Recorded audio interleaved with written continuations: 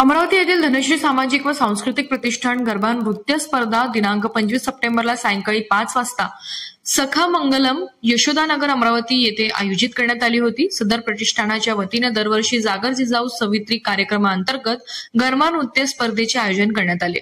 या स्पर्धेमध्ये शेकडो महिला लहान मुलांनी भाग घेतला।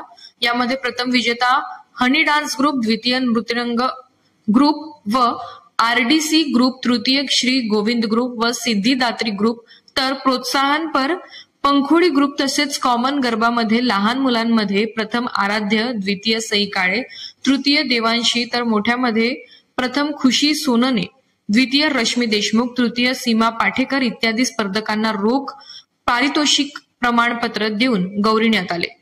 या कार्यक्रमाला उद्घाटक म्हणून माजी उपमहापौर श्रीमती संध्याताई टिकले, तर अध्यक्ष म्हणून अश्विन चौधरी व प्रमुख उपस्थितीमध्ये प्रफुल्ल गुडधे, प्रोफेसर शोभना देशमुख, सुरेखा लुंगारे, वुमन्स चॅनलच्या संपादिका प्रीती साहू, सुप्रसिद्ध निवेदिका श्रीपा मानकर, ऍडव्होकेट आशिष हाडके, अविनाश मार्डीकर यांची उपस्थिती होती। या गरबा नृत्य स्पर्धेचे परीक्षण अंबू सेदानी, पूर्वा मागे यांनी केले, तर सूत्रसंचालन प्रीतम आरमल यांनी केले, तर प्रास्ताविक धनश्री प्रतिष्ठानाच्या संस्थापक अध्यक्ष मंजू ठाकरे यांनी केले।